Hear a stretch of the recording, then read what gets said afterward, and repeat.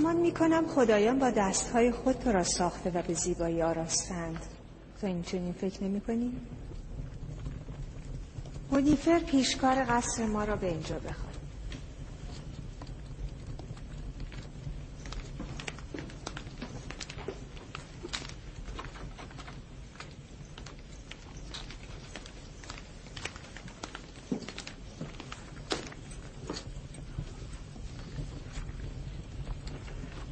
این را در زیر لباس خود پنهان کرده بود.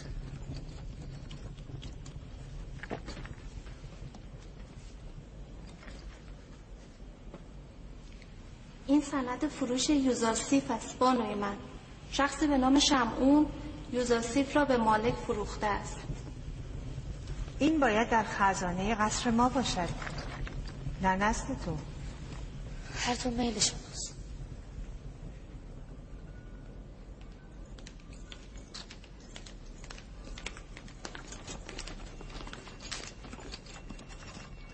بانوی من، یوزاسیف را به تو می سپارم.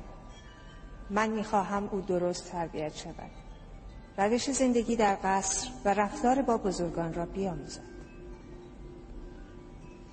اطمینان دارم که پیشکار لایق قصر ما به راحتی از عهده این مهم برخواهد آمد.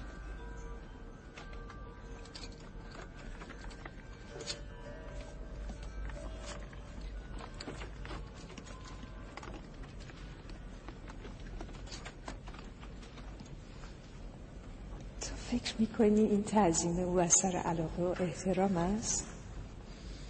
این بیابانگرد گوسفند چران اصلا نمیداند برای چه دلا شده است.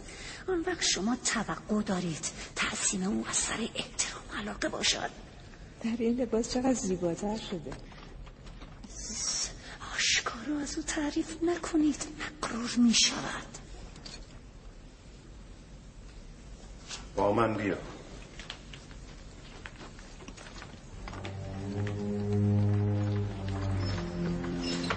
اینجا را که دیدی اتاق مخصوص میهمانان نورچشمی و خیلی نزدیک زلیخا و پوتیفار است. برای رسیدن به این اتاق باید از این 7 دری که ما گذر می‌کنیم گذشت.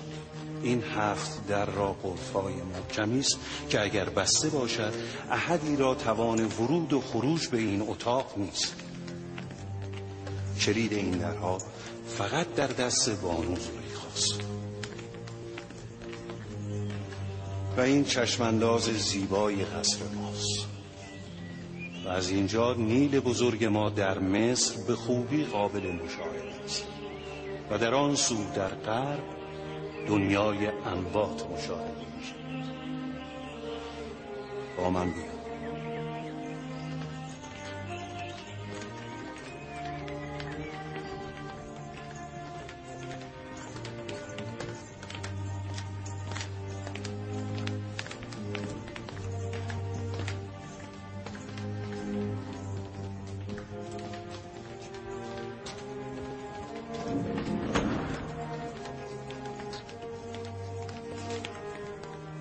اینجا اتاق مخصوص بانو زلیخاست. او اشرافزاده‌ای مغرور و متکبر است. مراقب باش هیچگاه از فرامین او سرپیچی نکنی. بروید.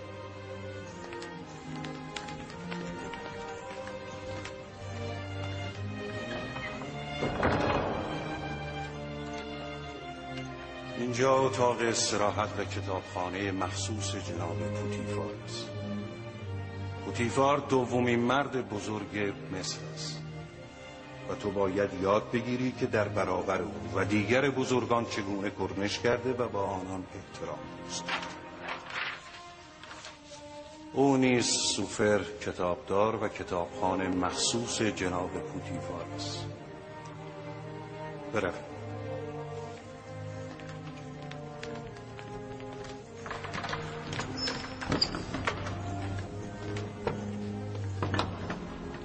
اینجا محل صرف غذای جناب پوتیفار و بانو زلیخاست.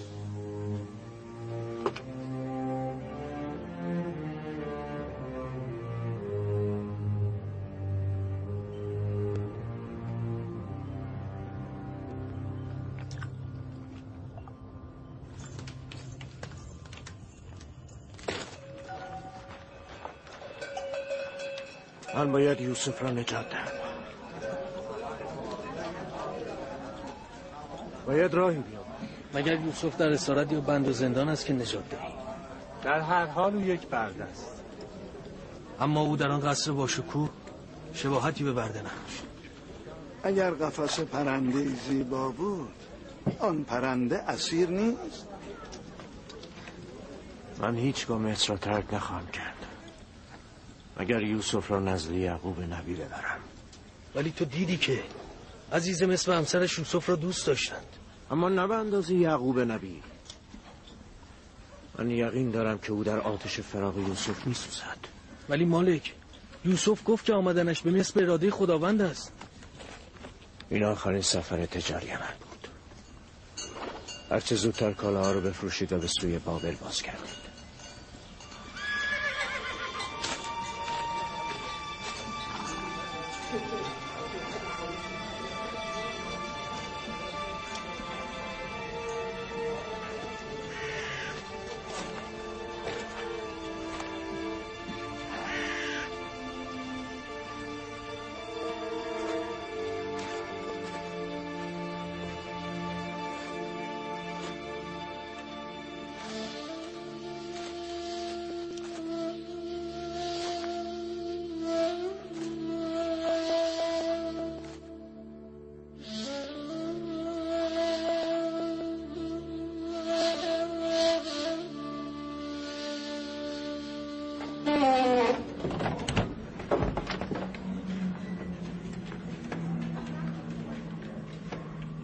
اینجا محل زندگی برده ها و خدمتکار است.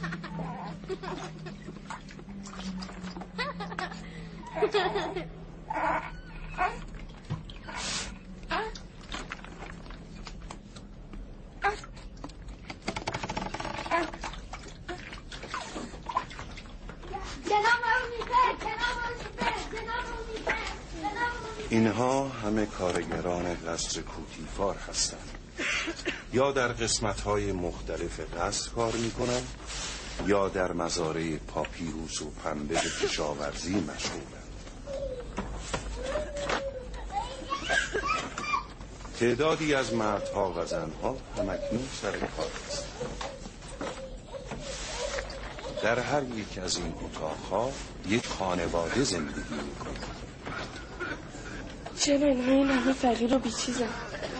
چرا علی جناب پوتیفار به اینها توجه نمی‌کنه؟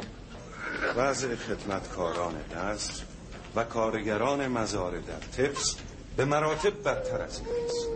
ما به اینا جا، مکان و غذای مرتب می‌دیم و از اینها و بچه‌هایشان مراقبت می‌کنیم. من می‌توانم به دیدار اینها بیایم؟ چرا که نه؟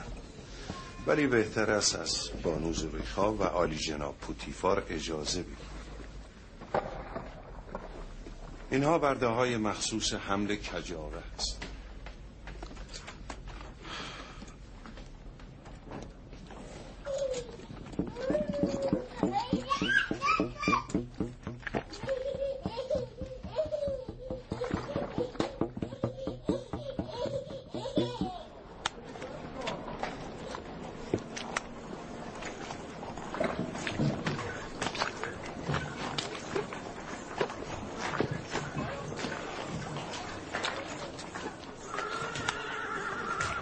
در اینجا تومارهای پاپیروس تهیه می‌شود. درود بر عالی جناب پولیفر. پاپیروس برای کتابت است. ما برای کتابت از پوست حیوانات استفاده می‌کردیم. این خیلی بهتر از پوست حیوانات است. تو نوشتن می‌دانی؟ آنچه مرا خلق کرده نوشتنم آموخته است. این خیلی خوب است. برده‌ای که نوشتن می‌داند برای اربابش نعمتی است. گفتی از که آموختی؟ از مربی و صاحب اختیارم. او همه زبان‌ها را می‌داند. بسیار خوب. برم.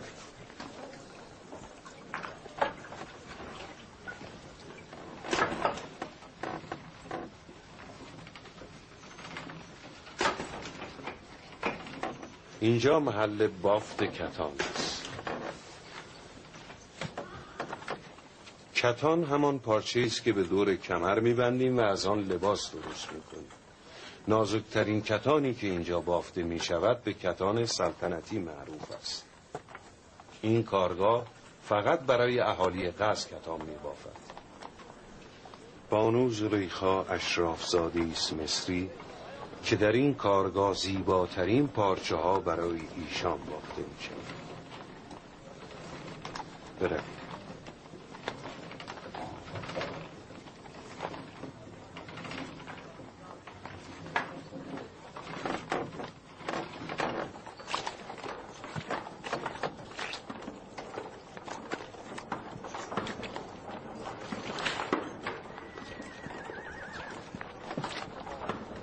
اینجا کارگاه سفالگر. درود بر آل جناب پونیکر. تعدادی از لوله‌های انتقال آب در اثر عبور عرابه شکسته است. آنها را تعویض کن. این اندازه است جناب پیشکار؟ آری آن اندازه است. سفالهایش را درست کرده تعویض خواندم. بسیار.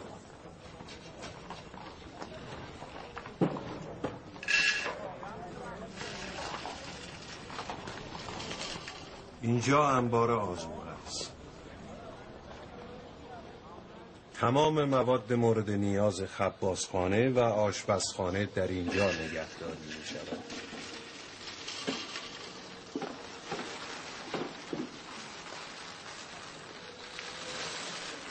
حواست کجاست؟ کارت را بکن.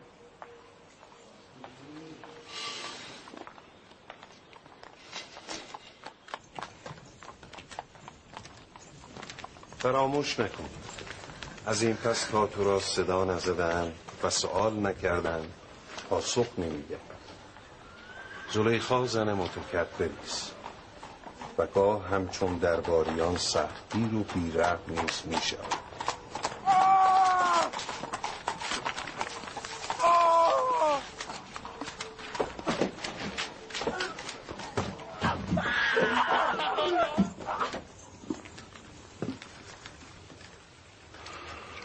اینجا آشپزخانه قصر است. غذاهای گوناگون برای افراد گوناگون پخته می شود. غذای برده ها و خدمتکاران جدا، غذای مسئولان و پیشکار قصر جدا و غذای جناب پوتیوار و بانو زلیخا مجزا پخته می شود. چرا غذاهای گوناگون نمی شود برای همه یک نوع غذا پخته شود؟ خب معلوم است که نمی شود. جناب پوتیفار و بانو زلیخا که با برده ها و خدمتگزاران یکسان نیستند. این یوزارسیف است. از امروز یوزارسیف شما را در تقسیم غذایی او کودک باسوادی است که میتواند از روی لوحی که ما به او میدهیم تعداد غذای هر بخش را شمارش کرده و تعبیر.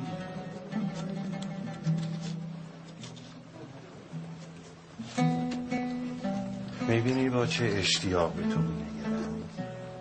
به خاطر تو اینجا جمع شده. اینجا چه میخواهید؟ چرا سر کارهایتان نمیروید؟ مشغول باشید. بروید.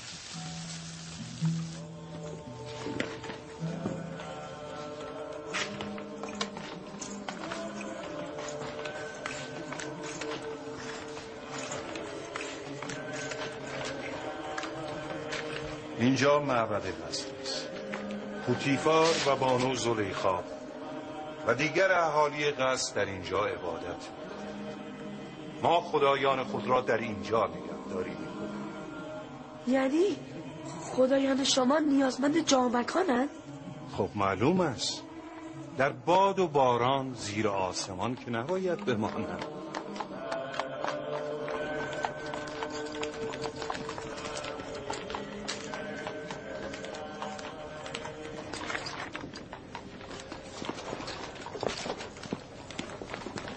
درود بر جناب هونیفر، پیشکار بزرگ. معمولا زمان بازدید از قصر صبح هاست. چه شده؟ این وقت روز؟ یوزارسیف را برای دیدن قصر آوردم. میخواهم او با قصر و اهالی آن آشنا شد. چه خبر است؟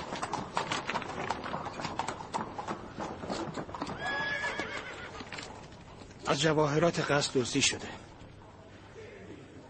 اینا نگهبانان داخلی قصرند. هیچ کدام اقرار نمی کنند و هر یک دیگری را مقصر می دانند. بسیار خوب. برویم ببین.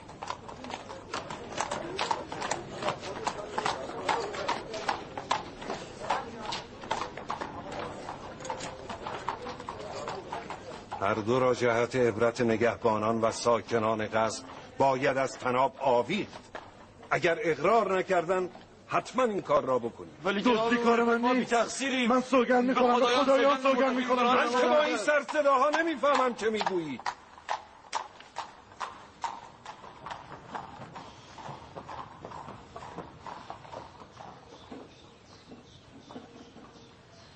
ولی جناب هونیفر، به خدایان قسم من بی تقصیرم. تا کنون کسی از من دزدی ندیده. اصلا روزی که دزدی شد روز نگهبانی من نبود. نمیدانم چرا مرا اینجا آوردند. ما که در نهایت مقصر را خواهیم شناخت. بهتر از همین حالا اقرار کنید و قضیه را فیصله دهید. او میگوید تو در زمان غفلت او به محل خدمتش رفتی. من؟ در محل خدمت او؟ این حقیقت ندارد. او دروغ میگوید.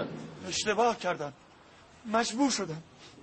میدانی آخر چگونه بگویم؟ لحظه ای خوابم بود. یعنی در این قصر یک نفر هم نبود مرا ببیند الا تو؟ نگهبان قبل از تحویل گرفتن محل خدمت خود باید به فکر همه چیز باشد. تو نباید میخوابیدی. تو مقصری. هم ترک محل خدمت کرده ای و هم شاهدی برای مدعای خود نداری. ولی عالی جناب من دزد نیستم. به من رحم کنید. متاسفم. نینیفر کتا را آزاد کنید و این مرد را به زندان. عالی جناب من دزد نیستم. به خدایان قسم من دزدی نکردم. به من رحم کنید. نفرین خدایان بر تو ای نینیفر. دهانت را ببند. به آتش خشم خدایان گرفتار شوی نینیفر. چرا حقیقت را نمیگویی؟ عالی جناب من دزد نیستم. به خدایان سوگند من دزدی نکردم. من میتوانم دزد را معلوم کنم. نه پسر جون، کارتون نیست. به شما اطمینان میدم. مگر شما نمیخواهید که دزد پیدا شود؟ چرا؟ تو چگونه میخوایی دزد را پیدا کنی؟ از پدرم آموختم. او در قضاوت بسیار توانا بود.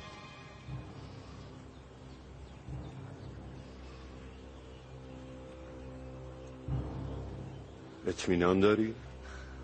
آری جناب آقای، میتوانید امتحان کنید. بسیار.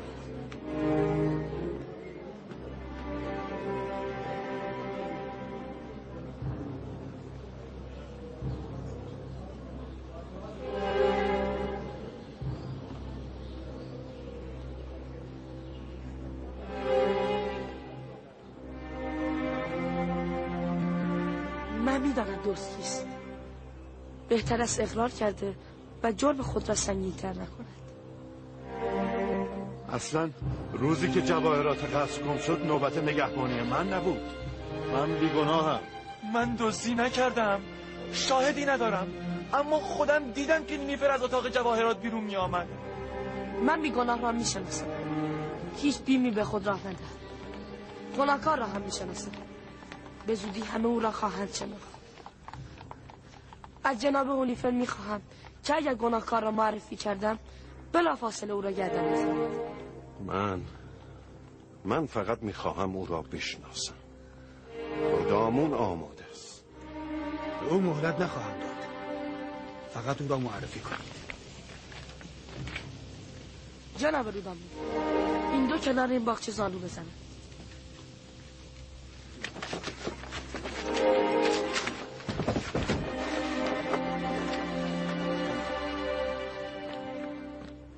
بگویید چشمانشان را ببندند. دستمال بیار.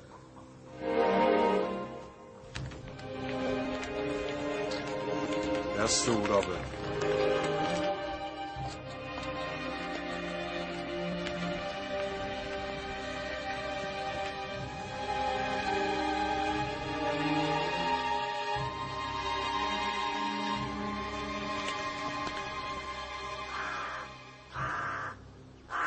یک بار دیگر به دوست فرصت می‌دهیم. اگر خدا معرفی کند بخشیده می‌شود، اما اگر ما او را شناسایی کنیم همینجا جناب رودامون او را گردن خواهد زد.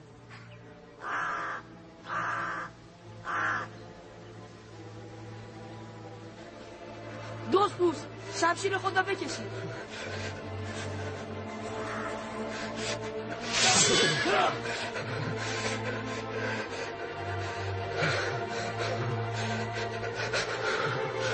دوست بوس گردن او را بزنید. نه اقرار میکنم من دزدی کردم، اشتباه کردم. جناب رودامون عفو کنید، گردن مرا نزنید، مرا ببخشید. جناب رودامون عفو کنید. گمان هم نمی کردی به این زودی اقرار کنی ها؟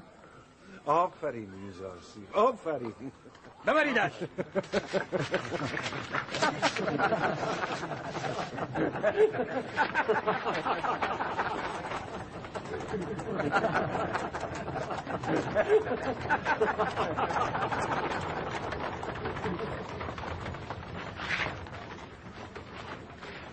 آفرین پسرم، عالی بود. فکر نمی کردم که موفق شدی. سپاسگزارم. سپاسگزارم یوزارسی. اگر تو نبودی من بیگناه مجازات می شدم. خدایان تو را حفظ کنند. اگر برای اثبات بیگناهی تو نبود نمیگذاشتن نیفر در بین مردم خجل شود. او خیلی هم بیگناه نیست. اگر یک بار دیگر محل خدمت خدا ترک کنی به شدت مجازات خواهی شد. اطاعت قربان. سپاسگزارم. سپاسگزارم. بسیار خوب پسرم، بروید با من بیا. چه زیرک و باهوش. دیدی چگونه او را به دام انداخت؟ هم زیباست هم باهوش. آری. من که هنوز باورم نمی شود. چگونه یک کودک این کار را کرد؟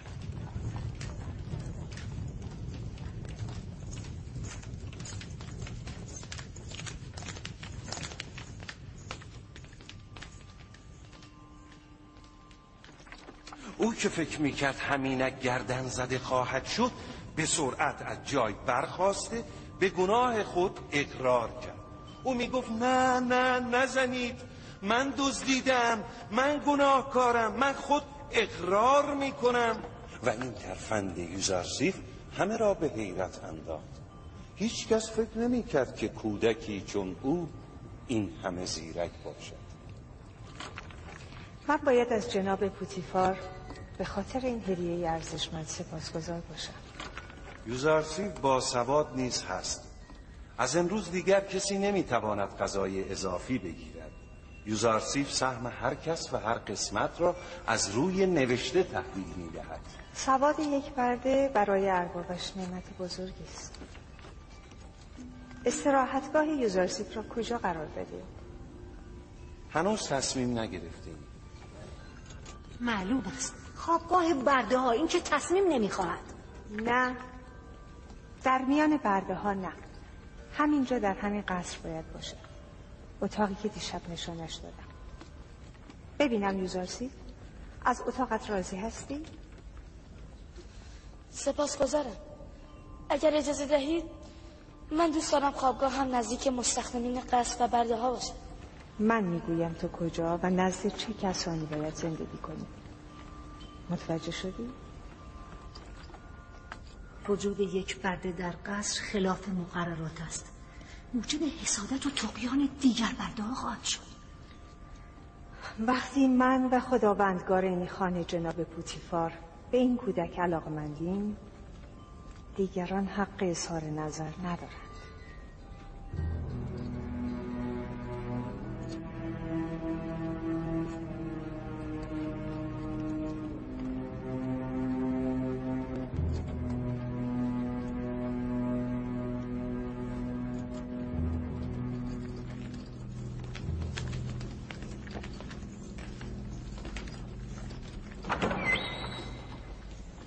یوزارسی پسرم، من فرزندی ندارم.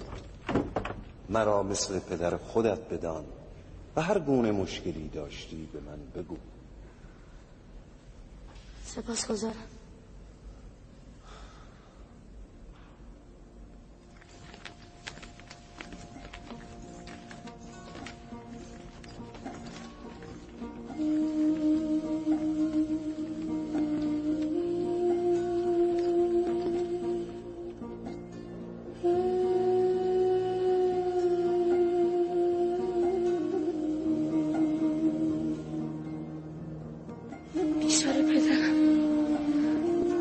خداوند به اون سرده.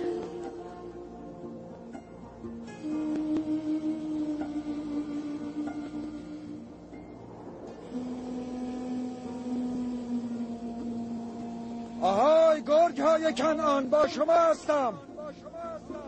با شما هستم گرگ های کنعان. چرا ساکتید؟ پدر، مگر گرگ ها هم حرف میزنن؟ نه پسرم، اما اگر خداوند اراده کند تقاضای مرا خواهند پذیرفت.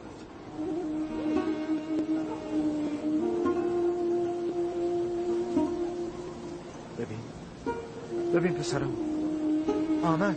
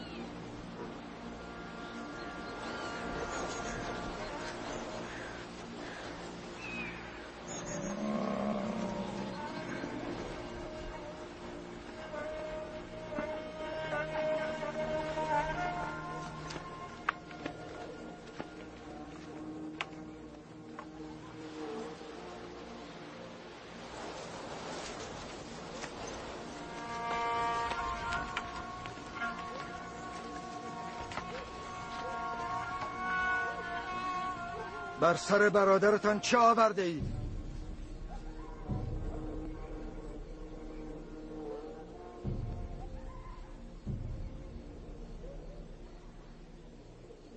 چرا پاسخ نمیدهی لاوی؟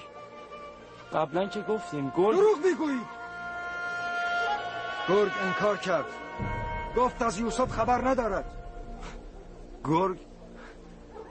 پدر جان، گرگ چگونه انکار کرد؟ من شنیدم. گرگ با پدر سخن گفت یوسف را ندریده. پیش از آن که دیر شود بگویید با برادر خود چه کردید. هنوز فرصت هست. حقیقت همان است که گفتیم. گرگ یوسف را دریده. به گرگ تهمت نزنید. هر چه کرده اید شما گرگ صفتان کرده اید. بیایید توبه کنید، به حقیقت را بگویید.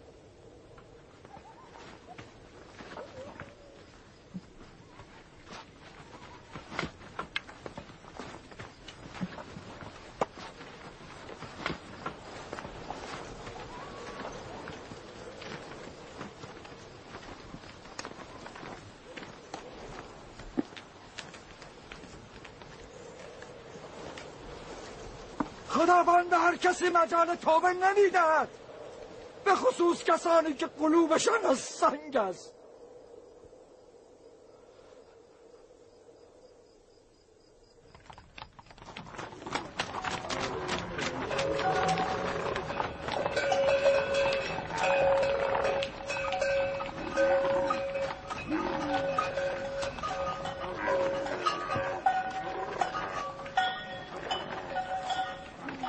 بدرود مالک، امید دیدار. بدرود.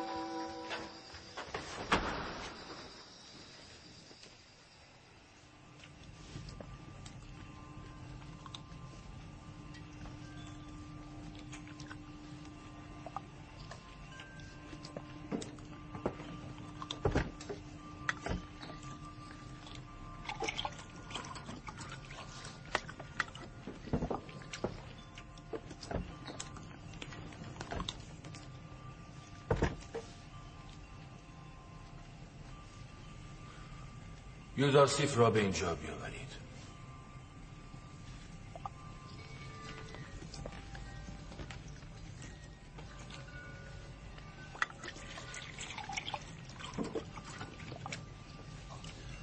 در این چند سال زندگی با تو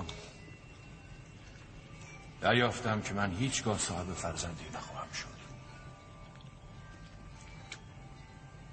و دوست نداشتم که تو را از نعمت مادر شدن محروم کنم.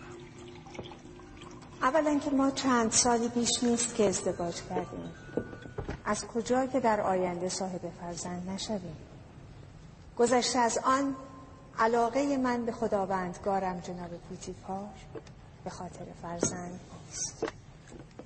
من در علاقه شما نسبت به خود تردید ندارم و یوزارسیف را به خاطر همین علاقه به شما تقدیم کردم، چون میدانستم که داشتن چنین فرزند خوانده‌ای شما را خیلی خوشحال می کند. هیچ چیز چون محبت شما مرا خوشحال نمی کند. یوزارسیف را هم چون هدیه شماست دوست خواهم داشت.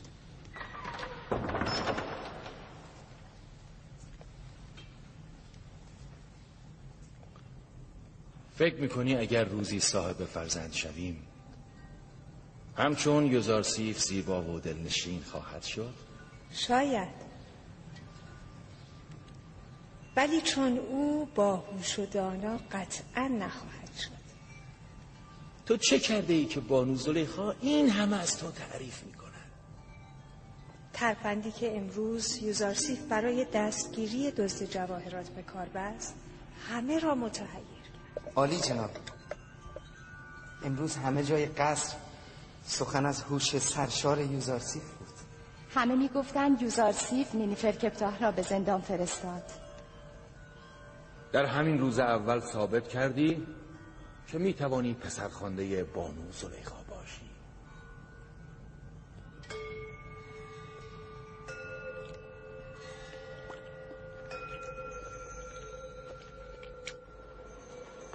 خودم شنیدم تصمیم دارن او رو به فرزندخواندگی قبول کنند.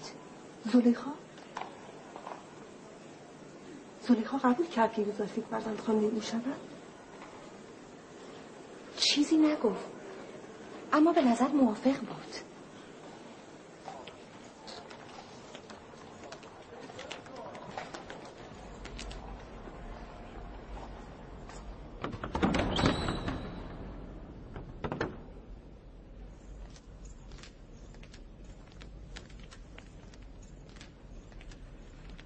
این شایعات چیست که در همه جا پراکنده شده؟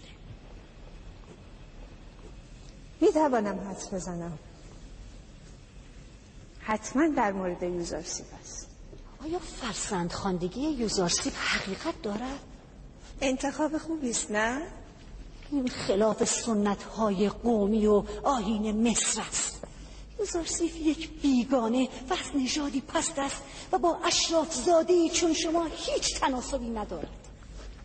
فرزند من که شد، او نیز دارای نام و موقعیت و مقام خواهد شد.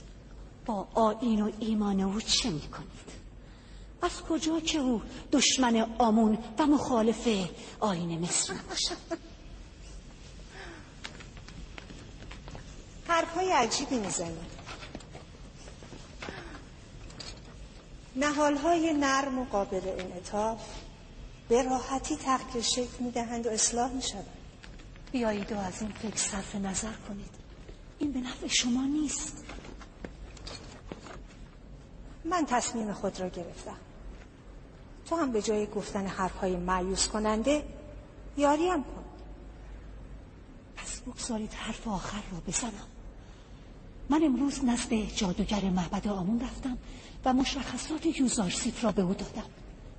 میدانید او چه گفت؟ او گفت که این کودک دشمن زلیخاست و او را از زندگی ساقط و از خدایان دور و متنفر خواهد کرد. جادوگر گفت تو در نهایت به پرستش خدایان دیگری خواهی پرداخت. این سخنان بیهوده چیست که میگویی؟ او یک کودک است که از هم اکنون میتوانم او را تربیت کرده آنگونه که میخواهم تغییر شکل دهم.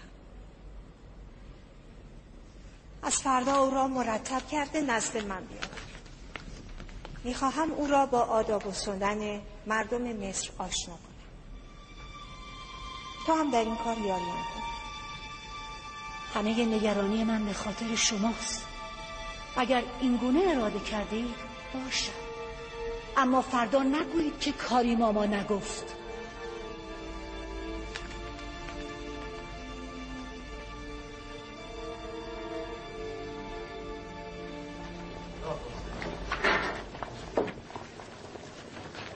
آمدم غذای جناب پوتیفار را ببرم. تا یوزارسیف نهیت غذایی در کار نیست. تعداد اختیار غذاها به او سپرده شده است. خوب جای خود را باز کرده است. پوتیفار و زلیخا میخواهند او را به فرزندخواندگی خود بپذیرند. کنار بروید کنار.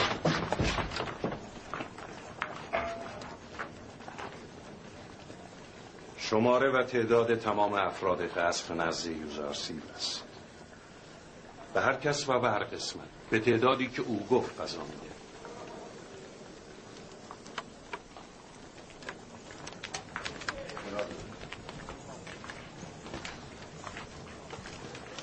غذای نگهبانان 20 نفر.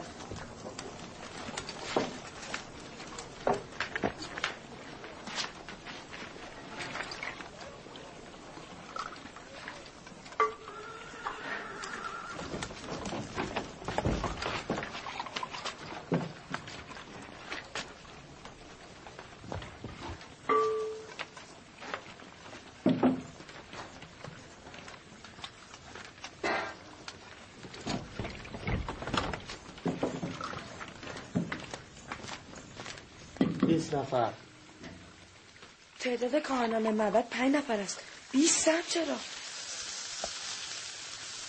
آیا خدایان معبد نیاز به غذا ندارند؟ یعنی خدایان معبد هم غذا میخورند؟ نه نمیخورند، اما نباید روزی بندگان را به پیشگاهان خدایان هدیه کرد تا متبرک کنند. خب بعد از اینکه خدایان این غذاها را متبرک کردن، چه کسی اینها را میخورند؟ آنچه را که خدایان متبرک کنند متعلق به کاهنان و خادمان معبد خدایان است. در آن صورت که هر کاهن 4 برابر دیگران غذا خواهد خورد. به همین دلیل کاهنان همیشه بهتر می شوند. کاهنان و بستگانشان هر روز باید به برکت خدایان شاختر و بهتر شوند، در حالی که بسیاری از کارکنان قصر غذای کافی برای خوردن ندارند. اگر غذای ما بندگان را خدایان متبرک نکنند چه می شود؟ حتما غذا در معده من ترش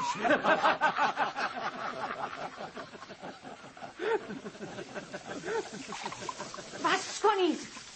اگر از خادمان معبد شرم نمی کنید، لااقل از خدایان معبد شرم کنید.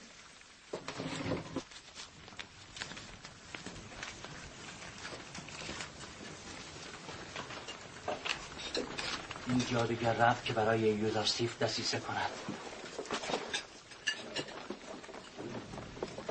در اینجا تعداد کارکنان و کاهنان معبد 5 نفر ذکر شده است. نباید بیش از 5 سهم غذا به معبد داد. اینها به تو مربوط نیست. ما همیشه 20 سهم برده ایم، این بار هم میبریم.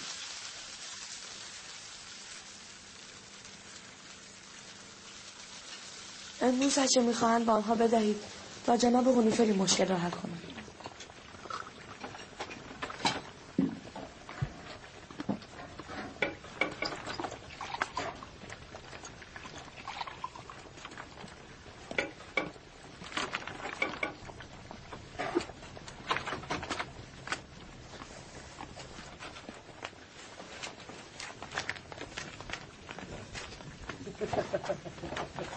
به نام خدایان به کام کاهنان. تا کنون کسی به زیاده طلبی اینان اعتراض نکرده بود. آفرین پسرم، آفرین. آن از رسوایی نیفر کپتا، این هم از رسوایی کاهنان. دیدید این کودک نیفر کپتا را چگونه روانه زندان کرد؟ کودک باهوش شجاعی است. جناب هونیفر. خب چه میکنیم یوزارسیف؟ مشکلی که پیش نیامد. خیر عالی جناب. یوزارسیف با کاهنان معبد مشاجره داشت. میخواست مانع زیاده طلبی آنان شود. کاریماما هم شاهد ماجرا بود. گمان میبرم کاهنان و کاریماما بر علیه این کودک دسیسه کنند.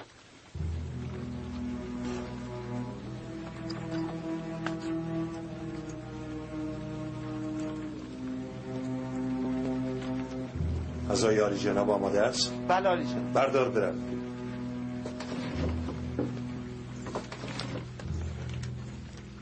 تو نیز بیا یوزارسیب. غذای اینان را طبق آمار هر روز بده تا یوزارسیب بازگردد. بروید.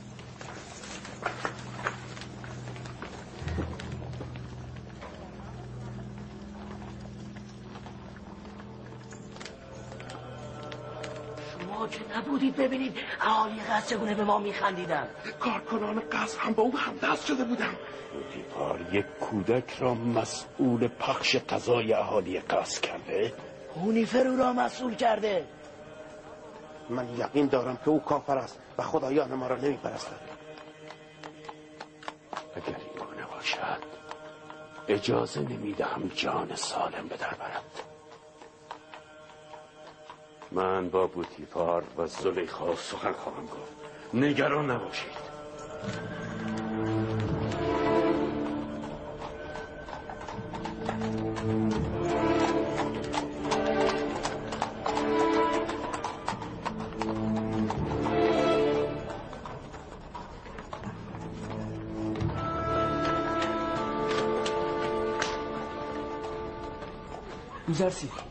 یوزارسیف با ترسم کجایی؟ نمیسابو چه شده اینجا چه میکنی؟ آیا تو کافری و خدایان ما را نمیپرستی؟ منظور تو چیست؟ همین خفوه کاهن به مستخدم موعد بینگی میگفت اگر ثابت شود تو خدایان ما را نمیپرستی تو را زنده نخواهند گذاشت. اگر خدای من نخواهد هیچ اتفاقی نمیافتد. نگفتی. آیا تو کافری؟ به تو اطمینان میدم که من کافر نیستم و خدا را میپرستم. منظور تو کدام خداست؟ خدای تو، خدای خودم، خدای همه. خب خیالم راحت شد. میدانی خداوند تو را برای نجات من فرستاده بود. با من بودی؟ نه با خودم حرف میزدم. چیزی نیست، برو.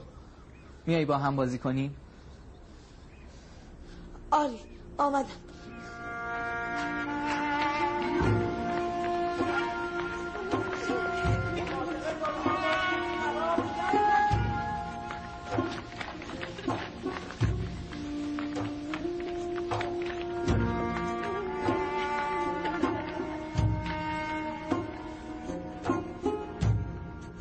ای کاش می‌دیدید همه افراد قصد در تمسخر کاهنان با او همراه شده بودند.